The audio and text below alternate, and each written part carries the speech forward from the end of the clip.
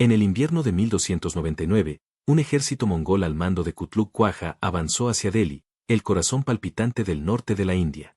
Ya habían aplastado reinos desde Persia hasta Transoxiana. Y ahora nada parecía interponerse entre ellos y una de las ciudades más ricas del mundo. Incluso los consejeros del sultán lo instaron a retirarse tras las murallas de la ciudad y esperar que la tormenta pasara. Pero el sultán Alauddin Khalji tenía algo que ningún otro gobernante de la región había intentado antes. Cuando ambas fuerzas se encontraron en Kili, a pocos kilómetros de la ciudad, los mongoles atacaron primero, rápidos como siempre. Pero esta vez, atacaron un sistema que no se derrumbó. El ejército de Delhi se mantuvo firme, contraatacó con precisión y, por primera vez en la historia de la India, destrozó la ilusión de que los mongoles eran imparables. La mayoría de la gente hoy recuerda los elefantes, los estandartes, el choque de la caballería. Pero la verdadera arma secreta de Delhi no estaba en el campo de batalla. Bienvenidos a la gran historia, donde descubrimos los sistemas, decisiones y momentos ocultos que cambiaron el curso de los imperios. Si te apasionan las historias de estrategia y poder, preguntémonos cómo el arma de papel de Delhi derrotó al ejército más móvil del planeta. ¿Por qué los mongoles, maestros de la velocidad y la sorpresa, finalmente flaquearon aquí? ¿Y qué hizo que esta batalla transformara por completo la idea de poder de la India? Descubrámoslo. La relación entre el sultanato de Delhi y los mongoles no comenzó con una guerra abierta. Comenzó allá por la década de 1220, casi por accidente, cuando Gengis Khan perseguía a un príncipe corasmio que huía por Asia Central. El príncipe huyó hacia el sur, hasta las fronteras de la India. Así fue como los mongoles y el sultanato de Delhi se enfrentaron por primera vez. Durante décadas, no ocurrió nada importante. Los mongoles tenían otras preocupaciones: conquistar China, Persia y prácticamente todo lo que se les cruzara en el camino. No fue hasta finales del siglo XIII que apareció el verdadero peligro. Y esta vez, provenía del Kanato de Chagatai, uno de los 4 estados sucesores que se habían separado del imperio de los hijos de Gengis Khan. Los Chagatai se encontraron acorralados, rodeados por la Horda de Oro al oeste, el Ilkhanato en Persia y la dinastía Yuan en China. Solo les quedaba una dirección para expandirse, hacia el sur, hacia el subcontinente indio. Y ahí fue cuando realmente comenzaron los problemas de Delhi. Antes de que la famosa dinastía Khilji tomara el poder, el sultán Ghiyasuddin Balban ya había previsto lo que se avecinaba. No era de los que se quedaban esperando a que los invasores cruzaran la frontera. En cambio, construyó lo que él llamaba una defensa fronteriza de sangre y hierro. Una cadena de fortalezas que se extendía a lo largo del río Beas, en el noroeste de la India, dotada de personal, suministros y lista para la guerra. Era el equivalente medieval de una muralla fortificada diseñada para detener las invasiones nómadas. Y funcionó, pero a un precio terrible. En 1285, los mongoles pusieron a prueba estas defensas en la batalla del río Beas. Las tropas de Delhi lograron repelerlas, pero la victoria no fue barata. El propio hijo de Balban, el príncipe Muhammad, murió en esa batalla. Su pérdida no fue solo una tragedia personal. Fue un duro recordatorio de que mantener a raya a los mongoles siempre tendría un precio. Luego llegó la dinastía Khilji y la situación no hizo más que empeorar. El sultán Jalal al-Din Khilji tuvo que lidiar con otra incursión mongola en 1292. Y aunque logró repelerla, los ataques no cesaron. Entre 1296 y 1297, el Kanato de Chagatai lanzó más incursiones. Y no se trataba solo de escaramuzas fronterizas. Algo estaba cambiando en sus intenciones. Ese cambio se hizo evidente en 1299. El comandante mongol Kutluk Quaja, veterano de las campañas de Asia Central, lideró un ejército masivo directamente hacia Delhi. Y esta vez, no se trataba de una incursión rápida ni de una expedición punitiva. Era una invasión con fines de conquista. Querían tomar y gobernar la propia Delhi. Se nota en sus tácticas. En lugar de perder el tiempo atacando pueblos pequeños o puestos fortificados, los ignoraron por completo y se dirigieron al corazón, a la capital. Era el estilo mongol: golpear con fuerza, golpear rápido y doblegar al enemigo antes de que se dé cuenta. Pero había algo con lo que no contaban. La constante presión de la guerra mongola en Asia Central había empujado oleadas de refugiados, soldados, artesanos e incluso familias hacia el sur. Muchos de ellos acabaron en Delhi, que no solo era uno de los mayores centros musulmanes de Asia, sino también uno de los más seguros. Entre los que llegaron se encontraban aguerridos jinetes y arqueros que ya habían luchado contra los mongoles. Piénsenlo. Hombres que literalmente habían sobrevivido luchando contra los jinetes más grandes del mundo ahora, ofrecían sus espadas al sultán de Delhi. Esto lo cambió todo. El ejército de Delhi se convirtió en algo más que una simple fuerza regional. Se convirtió en algo que podía competir con los mongoles. Hombre por hombre, caballo por caballo, flecha por flecha. Así que cuando Alauddin subió al trono, no solo heredó un reino. Heredó un ejército preparado con experiencia en la lucha contra el enemigo que más lo amenazaba. Esa era su ventaja secreta, y la aprovechó. Pero ese tipo de ejército, grande, profesional y siempre listo, cuesta una fortuna. Alimentar a miles de soldados, mantener caballos, suministrar flechas, armaduras y salarios podría arruinar a un sultanato en cuestión de meses. Entonces Alauddin hizo algo audaz, militarizó toda su administración. Todo comenzó con una idea sencilla: el control central. Antes de Alauddin, los sultanes anteriores dependían en gran medida de los nobles y terratenientes provinciales, hombres que comandaban sus propios ejércitos locales y recaudaban impuestos de sus distritos, lo que llamaban nosotros. Técnicamente, servían al sultán, pero en la práctica, a menudo actuaban como pequeños reyes. Cuando los mongoles amenazaban la frontera, estos nobles podían o no responder a la llamada, dependiendo de su lealtad o ambición. Alauddin no quería nada de eso. Estaba decidido a liberar el trono del control de estos poderosos aristócratas militares. Así que hizo algo revolucionario. Construyó un ejército permanente, una fuerza permanente controlada centralmente que solo respondía ante él. Esto puede parecer normal hoy en día, pero para el siglo XIII, era casi inaudito en la India. Imaginen decenas de miles de soldados profesionales, caballería, infantería e incluso elefantes de guerra, todos pagados directamente por el Estado. Todos entrenados y listos para actuar en cualquier momento. Se acabó esperar a que los señores locales enviaran sus tropas. No más excusas.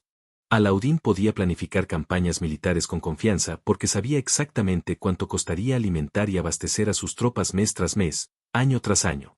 Sin inflación, sin escasez inesperada, sin manipulación de los comerciantes, y él se aseguraba de ello. Los comerciantes descubiertos acaparando o especulando con los precios se enfrentaban a severos castigos. Los funcionarios del sultán inspeccionaban los mercados, auditaban los almacenes e imponían sanciones sin piedad. Incluso fue más allá. El propio gobierno comenzó a almacenar grano en enormes graneros estatales. Estos formaban parte de un sistema. Durante la escasez, el Estado podía liberar grano al mercado para estabilizar los precios. Durante la abundancia, podía comprar excedentes para evitar la inflación. Los soldados, por cierto, estaban exentos de los límites de raciones. El ejército siempre comía primero. Lo que Alauddin construyó, en efecto, fue una temprana cadena de suministro controlada por el Estado. Al centralizar los recursos, Alauddin pudo permitirse mantener defensas a gran escala durante largos periodos. Los mongoles, en cambio, no. Sus ejércitos prosperaban gracias a las rápidas incursiones y al forrajeo local. Necesitaban pastos abiertos para sus caballos y victorias rápidas para reabastecerse. Pero al llegar al norte de la India, algo cambió. Las exuberantes praderas que esperaban encontrar habían desaparecido. Las zonas fértiles estaban despobladas o estrictamente controladas por el propio sistema de suministro del sultán. Los caballos mongoles, el corazón de su movilidad, comenzaron a morir de hambre. Habían caído en lo que podríamos llamar una trampa de negación de recursos. Dondequiera que iban, los graneros pertenecían al sultán. Los campos de forraje ya estaban cosechados. Las aldeas habían sido evacuadas o puestas bajo control estatal. En resumen, los mongoles no tenían forma de vivir de la tierra. Se vieron obligados a una prolongada lucha logística, algo para lo que su sistema nunca fue diseñado. Corren rumores de que los mongoles, liderados por Kutluk Quaja y su comandante Temur Buka, han cruzado la frontera y están acampando a solo 10 kilómetros de la capital, en un lugar llamado Kili. Eso está prácticamente a una mañana de camino. En lugar de retirarse tras las murallas de su fortaleza, como le rogaron sus consejeros, Alauddin decide enfrentarse a los mongoles en batalla abierta. Kili no se trataba solo de defensa. Se trataba de demostrar que su nueva maquinaria de guerra centralizada realmente funcionaba. Si se rendía ahora, todo el sistema, el ejército de bajos salarios, precios controlados y con impuestos eficientes que había construido, parecería un fracaso. Así que reúne lo que los historiadores modernos estiman en unos 70.000 soldados y la asombrosa cifra de 700 elefantes de guerra. Los mongoles, probablemente de entre 50.000 y 60.000 hombres, eran más pequeños, pero curtidos en la batalla y terriblemente rápidos. Una cifra enorme para la época.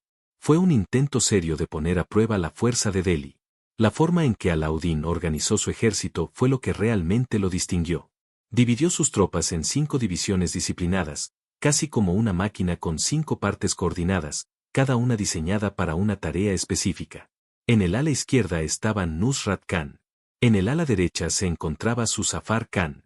En el centro, al mando del corazón del ejército, estaba el propio Alauddin. La vanguardia, la línea del frente que se enfrentaría al primer choque, estaba liderada por Akkad Khan. Y en reserva, estratégicamente ubicado tras el flanco izquierdo, estaba Ulugh Khan, listo para reforzar cualquier punto débil o cambiar el rumbo cuando fuera necesario. Esta última decisión, colocar sus reservas detrás del bando potencialmente más débil, lo dice todo sobre la mentalidad de Alauddin como comandante. Él usó elefantes no solo como armas, sino como fortificaciones vivientes. Cada división de caballería estaba respaldada por una línea de elefantes de guerra acorazados, tras la cual se encontraba la infantería armada con lanzas, arcos y espadas. Si te imaginas eso, una muralla viviente de elefantes protegiendo filas de soldados. Puedes ver cómo eso perturbaría por completo el estilo de guerra habitual de los mongoles. Su fuerza residía en su movilidad, su capacidad para rodear y atacar con rapidez. Pero aquí en Kili, no podían maniobrar. Alauddin había elegido su campo de batalla a la perfección. Un lado estaba bordeado por un denso bosque, el otro por el río Yamuna, un cuello de botella natural. Los mongoles, que dependían de amplias llanuras para rodear y flanquear a sus enemigos, estaban acorralados. Sus legendarias maniobras de caballería de barrido no tenían a dónde ir. Alauddin no solo defendía Delhi, defendía todo su sistema. Su decisión de plantar cara y luchar fue política, económica y militar a la vez. La batalla en Kili fue principalmente un duelo de caballería, lo cual tenía todo el sentido. Ambos ejércitos dependían en gran medida de la caballería. Pero la forma en que cada bando la utilizó fue totalmente diferente. La caballería de Alauddin era una fuerza de armas mixtas, lo que significa que no se trataba simplemente de una masa de jinetes cargando directamente. Era una integración de arqueros montados que podían atacar a distancia y lanceros especializados en el combate cuerpo a cuerpo. Y aquí está lo fascinante, los lanceros de Delhi estaban mejor equipados para el combate cuerpo a cuerpo que sus homólogos mongoles. Tenían armaduras más pesadas y lanzas más largas, lo que les daba ventaja en un enfrentamiento directo. Pero, por supuesto, a los mongoles no les gustaban los enfrentamientos directos. Preferían el engaño. Y en Kili, recurrieron a una de sus tretas más antiguas y letales, la retirada fingida. Uno de los comandantes más valientes de Alauddin, Zafar Khan, cayó en la trampa. El general mongol, Ahlak, retiró a sus tropas en lo que parecía una retirada. Zafar Khan, impulsado por puro coraje y quizás un toque de orgullo, mordió el anzuelo. Sin esperar las órdenes de Alauddin, cargó hacia adelante, persiguiendo a los mongoles en retirada durante 18 kous. Eso equivale a unos 56 kilómetros o aproximadamente una hora de viaje hoy en día. Y entonces, sin más, la trampa se cerró. Los mongoles dieron media vuelta y le tendieron una emboscada. Zafar y sus hombres lucharon con ferocidad. Infligieron numerosas bajas a los mongoles, pero estaban completamente rodeados. Al final, Zafar Khan estaba muerto. Podría pensarse que Alauddin honraría a Zafar como un mártir. Pero no lo hizo, al menos no públicamente. De hecho, condenó la desobediencia de Zafar. No se trataba de heroísmo personal. Se trataba de disciplina. Su nuevo ejército no se basaba en la gloria feudal ni en el coraje impulsivo. Se basaba en la obediencia, la organización y el control. Un solo comandante que rompiera filas podría poner en peligro toda la estructura. La persecución temeraria de Zafar Khan casi había abierto el flanco y expuesto al resto del ejército. Alauddin necesitaba que todos, desde el general de mayor rango hasta el recluta más nuevo, comprendieran que la supervivencia de Delhi dependía del orden, no del valor individual. Y eso es lo que hace que este momento sea tan revelador. La verdadera arma del sultanato de Delhi no era la espada ni el elefante. Era su capacidad de mantenerse cohesionado en medio del caos. Aquí es donde se muestra la brillantez de Alauddin. Incluso tras perder a uno de sus principales comandantes, no se dejó llevar por el pánico. Su mando central permaneció intacto, sus reservas se mantuvieron en posición y sus formaciones resistieron. Cuando el comandante mongol Kutluk Quaja vio aniquilada la división de Zafar Khan, pensó que era su momento. Atacó con fuerza el centro del ejército de Alauddin, intentando romper la línea antes de que las tropas de Delhi pudieran reagruparse. Pero sus flancos no estaban sincronizados. Las alas mongolas no pudieron avanzar con la suficiente rapidez, dejando el centro expuesto. Fue entonces cuando Ulugh Khan, al mando de la fuerza de reserva de Alauddin, avanzó desde la izquierda. ¿Recuerdan cómo Alauddin había colocado sus reservas tras el flanco más débil? Precisamente por eso Ulugh Khan atacó el centro mongol desde un lateral, desviando su impulso en su contra. La batalla se prolongó durante varios días, pero el efecto combinado de la ventaja numérica de Delhi, sus formaciones de armas mixtas y la estricta estructura de mando de Alauddin comenzó a notarse. Los mongoles perdían hombres, caballos y, lo más importante, moral. Y entonces llegó el punto de quiebre. Kutluk Quaja resultó herido, posiblemente de muerte. Algunas fuentes dicen que murió poco después de la batalla. Una vez que eso sucedió, la cadena de mando mongola se desmoronó. Sin un líder claro, y con sus suministros escaseando, comenzaron a retirarse. Kili no acabó con las invasiones mongolas para siempre. Volverían años después. Pero hizo algo mucho más duradero. Destrozó el mito de la invencibilidad mongola en la India. Por primera vez, los mongoles se encontraron con un estado organizado que podía luchar en igualdad de condiciones, no por suerte o fuerza bruta, sino mediante la planificación. La victoria en Kili demostró que el sistema de Alauddin funcionaba. Pero la historia rara vez da tiempo a nadie para dormirse en los laureles. Apenas 4 años después, en octubre de 1303, los mongoles regresaron, esta vez bajo el mando de Taragai, y tomaron Delhi en su punto más débil. Los principales ejércitos del sultán estaban dispersos. Uno aún se arrastraba a casa tras el largo y costoso asedio de Chittor, mientras que otro marchaba hacia el sur, hacia Barangal en el Deccan. Eso significaba que Delhi, por una vez, se encontraba prácticamente indefensa. Alauddin se apresuró a regresar a la capital, cabalgando con fuerza, a pesar del agotamiento. Pero cuando llegó, su situación era desalentadora. Las lluvias monzónicas habían dañado armas y armaduras. Los caballos habían muerto o cojeado en la dura marcha desde Rajastán. Incluso los suministros básicos escaseaban. El imperio que se había mantenido firme en Kili ahora se enfrentaba a un enemigo a las puertas. Con casi nada listo para la guerra, los mongoles bajo el mando de Taragai aprovecharon al máximo. Cruzaron a la India y acamparon alarmantemente cerca, a solo 10 kilómetros de Delhi. El pánico se extendió por la ciudad como un reguero de pólvora. Los precios se dispararon. La gente huyó a las afueras y todas las miradas se volvieron hacia el sultán en busca de un milagro.